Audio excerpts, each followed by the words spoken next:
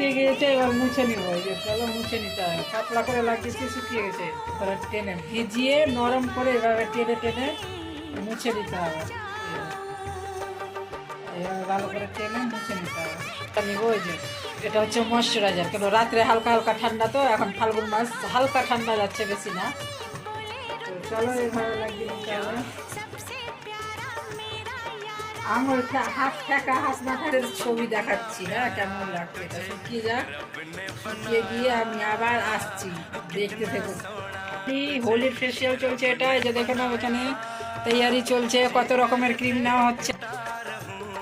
তো চলো চলো কিছুক্ষণ মাসাজ হবে জল দিয়ে দিয়ে।